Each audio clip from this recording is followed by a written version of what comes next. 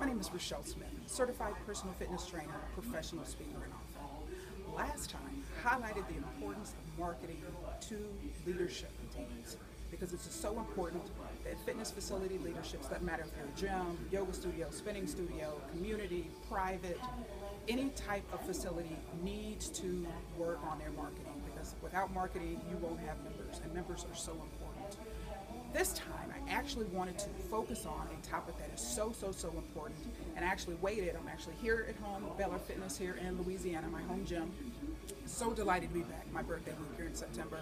But more importantly, so excited to be back and working out this particular facility. And I'm so excited and want to basically give this facility, highlight this facility as a best practice, many different best practices. But this one in particular, as a culture, has developed a culture of respect. And this is actually something that I highlighted in my upcoming fitness book, and that is the importance of developing a culture of respect. Now, I've been a member of this gym, I guess it's been about 3 years now, a little bit more than 3 years. And it's just interesting how I ended up kind of, in this facility in particular, because during my vacations, this is actually something I pointed out in my book, and this is something I want to encourage you, of course, not only just as leaders, but just as regular gym or fitness enthusiasts, is Louisiana has, for many years, was a big area of vulnerability in terms of my fitness, in terms of maintaining my fitness, because come here 2 to 3 weeks at a time, didn't really have a gym, so it was kind of hit or miss. Sometimes I'd go on base with my mom when she would work out. She walks around the track outside during the colder months, and then I would go inside to the fitness facility. But it was hit or miss, really hit or miss, because then holidays, facility tended to be closed and whatever. But about 3 years ago, a little more than 3 years ago, I discovered this facility. Of course, it's been here, I guess it's been open about 7, 8 years now. Discovered this facility and called and said, hey, I live in Michigan. I'm looking forward to trying to get a gym membership here in the local area because I'm here regularly. I have parents in the area. Anyway, long story short, incredibly flexible membership. And so I'm a full member, and so it's just, the price is just amazing. And of course, I pay for when I actually come, not when I'm away. So it's just absolutely amazing. But one thing that I pointed out in my book regarding this facility in particular, 7, 8 years ago when it opened, is that the general manager, Jeff Harper, clearly, and again, it's a situation that's not uncommon like many different fitness facilities. Jeff Harper's the general manager, but his father, he essentially reports to his father, Randy Harper. In this scenario, there's more different idiosyncrasies and all of that to this particular facility, but that's essentially the hierarchy of leadership. And there is an assistant general manager, Taylor Beth Ridge, here as well. And so they have done an excellent job of developing a culture of respect in this facility. And I've highlighted this facility in terms of etiquette and my never seeing anything like it. And folks, that is the absolute truth.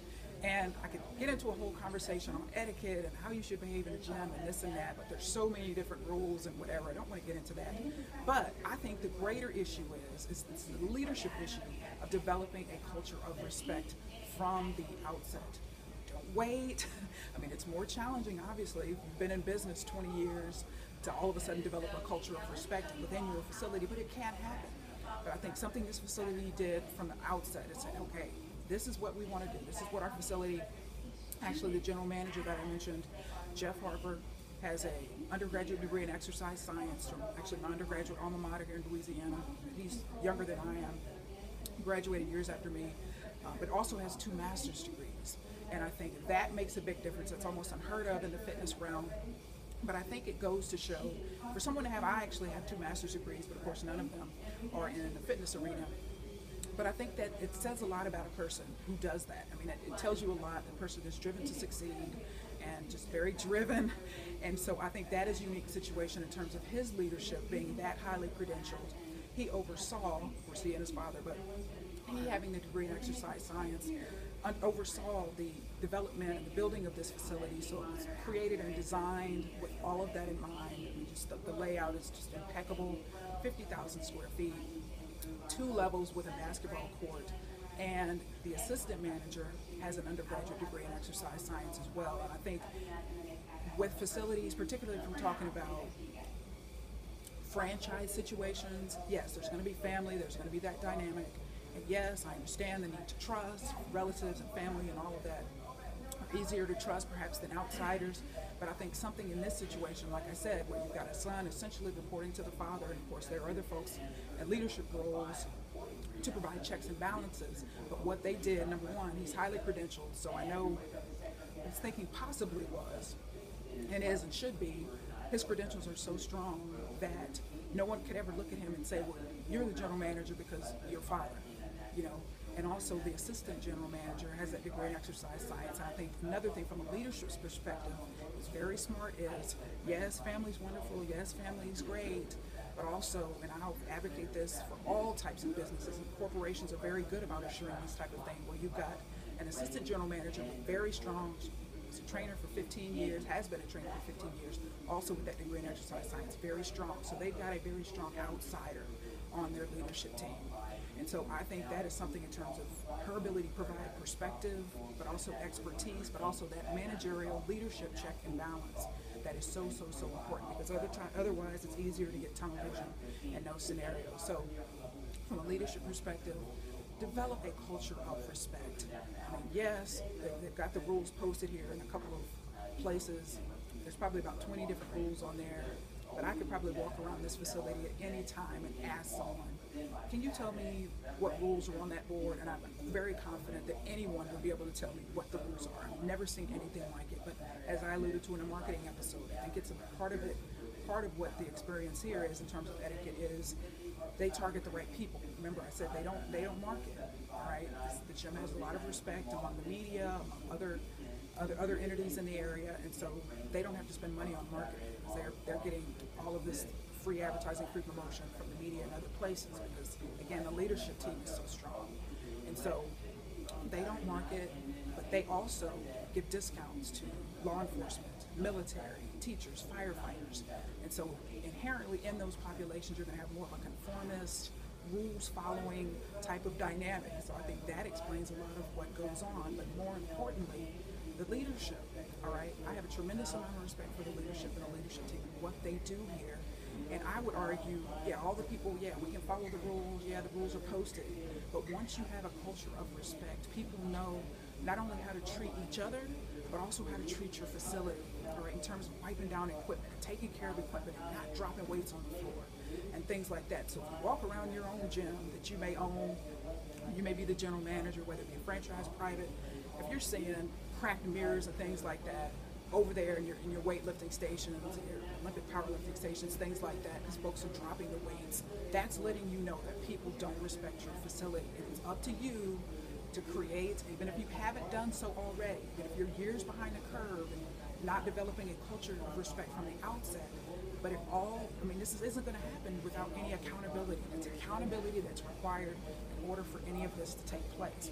Okay, when I utilize this place as an example, 50,000 square feet, 2 levels, including a basketball court on the first floor. All right, they have one cleaning person, one cleaning dude. He's here Monday through Friday, has the weekends off, and I swear, he probably has the easiest job of any fitness facility I've ever been in, because everyone's so clean, everyone does, this place is always at any time immaculate. But why is that? Because there's a culture of respect. The gym goers here respect this facility, so there's no papers thrown on the floor, there's no people getting off equipment wiping, without wiping it off. All right, but so even things like that. All right, you've got people constantly cleaning because people aren't wiping off their machines or things and this and that. That's because people don't respect your facility. And it's up to you as a leadership team to develop a culture of respect, because it's not going to happen with you at all. Everything you've heard me say, John C. Maxwell, everything rises and falls on leadership. But I want you to know that it's possible. All right, people can respect your facility. It will look like it's, your facility may be 20 years old, but it can look like it's 7 or 8 years old if people respect it, if people take care of your equipment, people take care of the machines, people aren't dropping weights on the floor and things like that.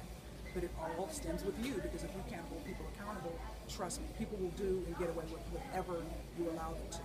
All right, people, in terms of us respecting one another in this gym, it's incredible. But again, that comes from leadership that's trickled down, all right? When you walk through the doors here on the first level, coming in the facility, you got the assistant general manager, you got the general manager and the assistant to the general manager's office right there, right next to the door. So what does that communicate? Accountability, all right? Availability, right there for you, whatever you need. All right, and that sends a message too to gym goers that, hey, leadership's right there, leadership's accessible. All right, It's another reason why I think Anytime Fitness being the #1 global franchise according to Entrepreneur Magazine, I think they're so successful. Part of the reason, because they've got a culture of accountability. All right, you walk into those facilities, first thing you're going to see is those offices, all right, the owner's office, the general manager's office. And so that is so important, again, to establishing a culture of respect. When people see you, when people see your leadership team, when they know who you are, when you're visible, all right, won't get into this whole conversation on leadership and the old management concept now of management by walking around, leadership by walking around, determining what's going on, what's happening, what you can do to rectify situations. And so I challenge you today, your gym could also have a culture of respect when people are wanting to do the right thing, wanting to act the right way in your facility, but also they've got to know from an accountability standpoint that disrespect and things like that will not be tolerated, all right? So, but it can happen, but it all starts with you. And so I challenge you today, develop a culture of respect because your members deserve it, but also you and your leadership team deserve it as well. Right, because your facility can be 7 or 8 years old like this one and look brand new because it's always immaculate, because everyone does what they're supposed to do and realizes their role in taking care of this facility. But it all stems with all respect for leadership. So I thank you so much for your time. Make it a wonderfully fit day.